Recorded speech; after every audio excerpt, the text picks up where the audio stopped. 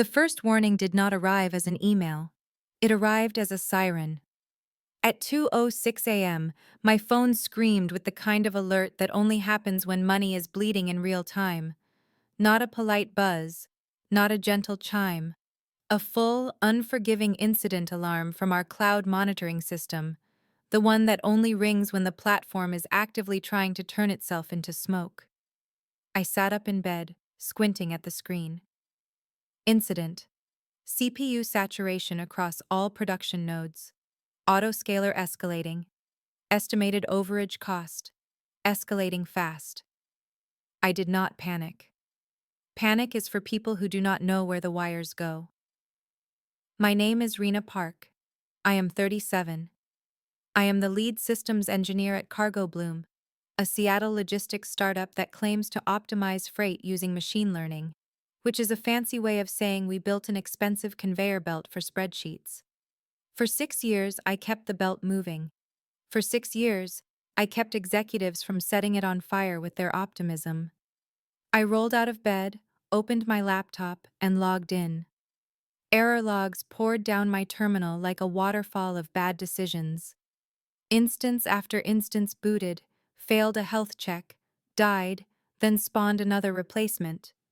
The loop was elegant in the same way a shark is elegant: efficient, unmerciful, hungry. Someone had pushed a change to the main branch after midnight. Someone with admin privileges and the self-confidence of a house cat. I checked the deployment record. Author: Miles Varon. Of course. Miles Varon was our new chief technology visionary, which was not a real title until his father invented it last week. His father, Dean Varon, was our founder and CEO, a man who said things like founder mode and wartime leader while wearing sneakers that cost more than my rent. Miles was 28, freshly imported from a business school that marketed itself like a luxury gym. He had been at Cargo Bloom for 9 days. In those 9 days, he had delivered 3 speeches about disruption, removed our unit tests because they were negative energy, and scheduled a mandatory meeting titled Codebase Diet Kickoff. I joined that meeting at 8:30 a.m. sharp. Conference room slope was full of stale coffee and forced smiles. The engineering team sat around the table like a jury that already knew the verdict. Miles stood by the whiteboard in a perfectly pressed hoodie, holding a marker like it was a scepter. "Rena," Miles said, smiling too widely. "Great news! I streamlined the back end last night, woke up early and cleared out the clutter. The platform is going to feel so much lighter." I did not blink. "What did you change, Miles?" I asked.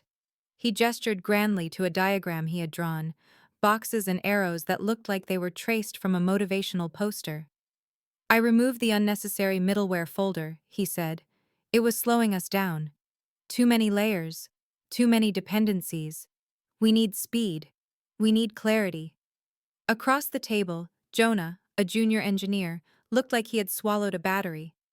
"Miles," I said, keeping my voice level, "what was the name of the folder you removed?" He turned his laptop toward me with pride. "Nexus Bridge," he said. I deleted it, committed, and pushed. Clean. The room went quiet in the way a room goes quiet right before a tornado touches down. "Nexus Bridge," I repeated. "The service mesh translator. The module that signs and verifies authentication tokens. The module that routes every single carrier request through the correct region and prevents data leakage." Miles shrugged. "Sounds like a lot of fancy words for bloat." I felt something cold settle behind my ribs. Not fear. Clarity. "Miles," I said, very carefully, "you deleted the load-bearing wall." He laughed, a short, sharp sound. "See, this is why they say engineers overcomplicate everything. I am modernizing the culture. If you cannot keep up, that is not my problem." Dean, the CEO, nodded along like a man who had never read a log file in his life. Miles leaned closer, lowering his voice just enough to be cruel. "You have been acting territorial, Rena. It is not a good look. Effective immediately, we are ending your employment. Pack up by lunch." Jonah made a noise like he wanted to protest. Miles shot him a glance and Jonah disappeared into his chair.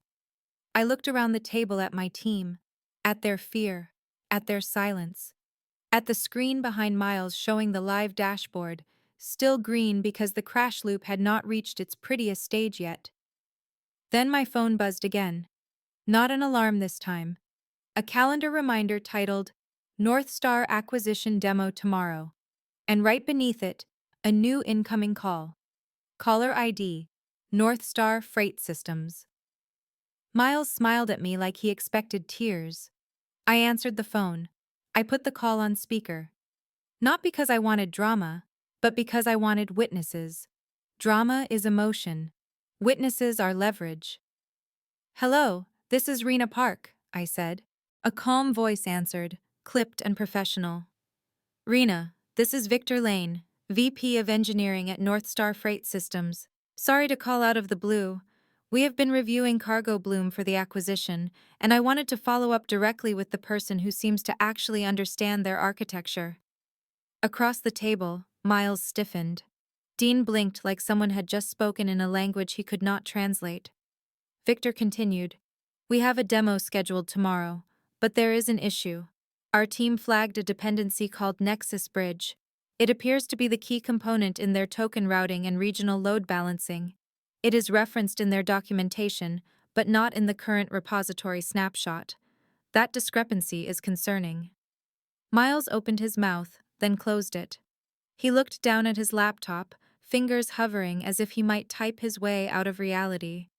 I kept my voice neutral. That is because Nexus Bridge was deleted this morning, I said, by the new chief technology visionary. Miles coughed. Dean made a small, strangled sound. There was a pause on the line, a pause so precise it felt engineered. Deleted, Victor repeated. Yes, I said. It was removed from main branch and deployed into the auto-scaling base image. Production entered a crash loop at 2:06 a.m. It is currently burning money in the cloud like a bonfire made of investor confidence. Miles leaned forward, angry now. Rena, he snapped, stop exaggerating. It is a minor refactor. We can fix it. Victor did not respond to Miles. He was still speaking to me. Rena, Victor said, are you still employed at Cargo Bloom? I looked at Miles. I looked at Dean. I looked at the CEO of a company that had let his son push to production like it was a group chat. No, I said. I was terminated approximately 30 seconds ago. Miles flashed a smile at the speaker like he could charm a phone call. Victor, Miles said. Hi there. This is Miles Varon, CTO. Great to connect. We are optimizing our stack for the acquisition. Cutting legacy bloat. Very agile. You know how it is. Victor ignored him again. Rena, do you still have access to the original design, the one that was referenced in the due diligence packet?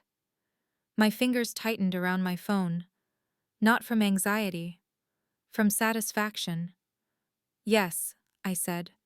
The design is mine. The implementation is mine. The documentation is mine. The operational runbooks are mine. Understood, Victor said. Then I have a separate question. North Star is not married to the idea of buying Cargo Bloom as a company. We were evaluating them because we want the engine, the routing logic, the security model, the throughput improvements. Miles went pale. Victor continued. If Cargo Bloom no longer has that engine, then we are not buying a company. We are buying a corpse with an expensive office lease. Dean finally found his voice. Victor, Dean said quickly, this is a misunderstanding. Miles is brilliant. We have redundancies. We have backups. We can restore. I swallowed a laugh. Cargo Bloom did not have redundancies. Cargo Bloom had optimism. Victor responded politely. Mr. Varon, our team can see your traffic patterns. There are no valid network calls coming from your service mesh. We can also see your cloud bill spike. That indicates runaway auto-scaling. This is not a misunderstanding. Miles tried again, desperate now. Look, it is just a temporary glitch. We are in the middle of a culture reset. Rena is emotional because we parted ways. She is not aligned. Victor finally addressed him, his tone still calm but colder. Mr. Varon, deleting a core security module is not a culture reset, it is negligence. And terminating the engineer who warned you is not leadership, it is panic dressed up as confidence. The room felt weightless. Victor turned back to me. Rena, would you be open to a conversation today? In person. We are based in South Lake Union. I glanced at Miles. His face was frozen in an expression that belonged on a cautionary poster titled, Nepotism. Yes, I said. My schedule just opened. Victor paused. Can you be here in 1 hour? I stood, closing my laptop with a soft click that sounded like a door locking. Yes, I said. I will be there. I ended the call. Miles looked at me, mouth working like he had forgotten how to speak. Dean blurted, Rena, wait. We can talk about this. We can fix this. We can reinstate you. I picked up my bag. Good luck with the demo, Miles, I said. You wanted lean. Now you have empty. I walked out. Behind me, the dashboard on the wall flickered. One green light turned yellow, then another. Then the first red alert banner slid across the screen like a verdict, and for the first time in 6 years, the system failed without me catching it. The rain outside felt deliberate, as if Seattle itself was participating. I crossed the street toward the North Star building, glass and steel rising like a confession booth for expensive mistakes. Inside, everything was quiet in a way Cargo Bloom never was. No buzzwords on the walls, no motivational murals, just screens, people, and purpose. Victor Lane met me in the lobby. He was tall, calm, and dressed like someone who valued function over flair. We shook hands. His grip was firm, precise, engineer to engineer. Thank you for coming so quickly, Victor said. Thank you for calling the right person, I replied. He smiled faintly and led me upstairs. In a conference room overlooking Lake Union, 3 North Star engineers waited, laptops open, dashboards glowing. On the wall, a live feed of Cargo Bloom traffic bled red. Error rates climbed. Latency charts spiked like heart monitors during a crisis. Victor gestured to the screen. This is what happens when the system loses its translation layer, he said. Tokens fail validation. Requests never reach their destinations. Auto-scaling tries to compensate, but it multiplies the failure. I nodded. The platform is cannibalizing itself. One of the engineers leaned forward. We ran the numbers. Their cloud bill will exceed 7 figures by morning if no one intervenes. Someone will intervene, I said. They will intervene badly. Victor folded his hands. We want to understand something.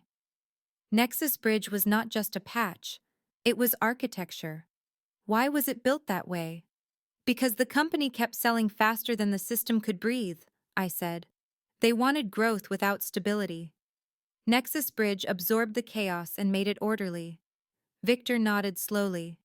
That aligns with what we saw. He slid a tablet across the table. On it was a schematic labeled Project Meridian. This is what we were going to use Cargo Bloom technology for, Victor said. A real-time freight orchestration system for international carriers. High volume, high security, zero tolerance for downtime. I studied the design. It was ambitious. It needed exactly what I had already built. You do not need Cargo Bloom, I said quietly. You need the person who understands why it worked. Victor met my eyes. That is why you are here. He outlined the offer plainly. Lead architect, full authority, equity. A team built around engineering judgment, not family ties. No admin access handed out as a confidence exercise. I accepted without hesitation. While paperwork moved, my phone vibrated again. Messages from Cargo Bloom. Slack leaked through like smoke. Jonah. Rena, are you seeing this? Jonah. Miles is trying to revert, but the base image is broken. Jonah. He does not understand why it keeps redeploying. I silenced the channel. Victor glanced at my phone. Do you want to watch? No, I said. I already know the outcome. We finalized everything within 40 minutes. As I left the building, my employment badge already obsolete, I checked one last metric. Cargo Bloom uptime dropped below 50%. At the office I no longer worked at, panic finally erupted. Miles shouted. Dean pleaded. Consultants were summoned like priests during a plague. None of it mattered.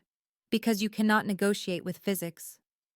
By evening, North Star issued a formal withdrawal from the acquisition. Cargo Bloom issued a vague internal memo blaming an unexpected system anomaly. By midnight, investors began asking for explanations that could not be simplified into slides. And somewhere in that building, Miles learned the difference between deleting code and deleting gravity. I went home. For the first time in years, my phone was quiet.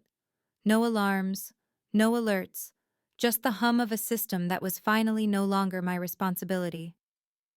Friday morning arrived with surgical precision. At North Star, it was bagel day. At Cargo Bloom, it was judgment. I did not need eyes inside the building to know the mood. Panic has a rhythm. It shows up in logs, in traffic spikes, in the way executives suddenly care about engineering details they ignored for years. Still, Jonah kept me informed. Jonah, they are setting up the demo. Jonah, Miles says the platform is stable. Jonah, it is not stable. I muted the thread and focused on my new work. Project Meridian booted clean. Authentication passed. Routing behaved like a well-trained orchestra. Every test returned green.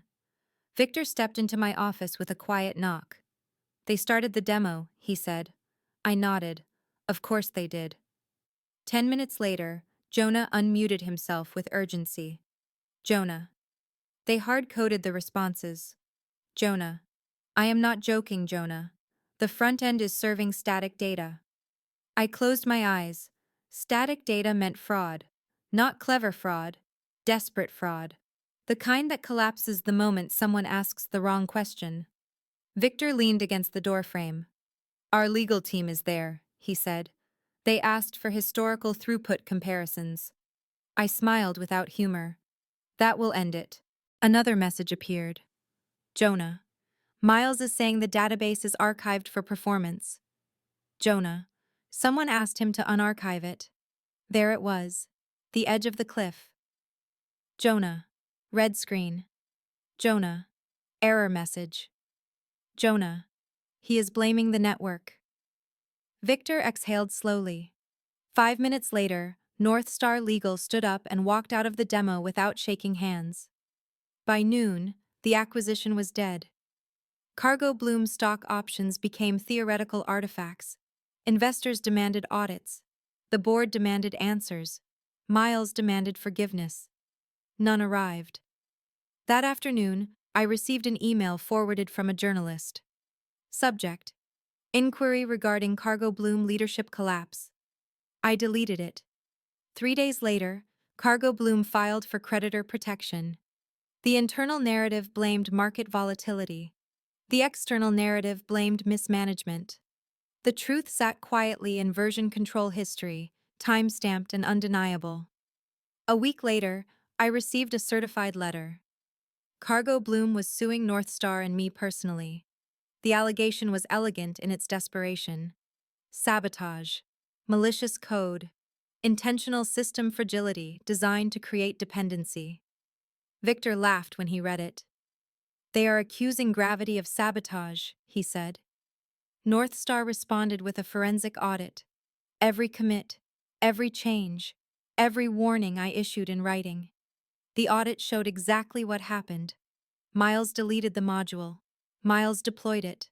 Miles ignored alerts. Miles terminated the engineer who objected.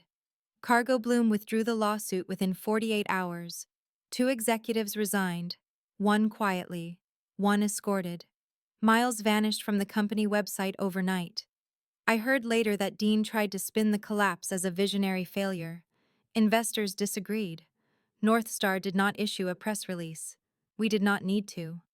Project Meridian launched 2 months later. No fanfare, no slogans, just performance. Throughput exceeded projections. Latency fell below expectations. Clients arrived without being courted. Jonah joined my team. Then 2 more engineers followed. Cargo Bloom office lights went dark one by one. The building emptied. What remained was a lesson no executive wanted to learn. You can delete code.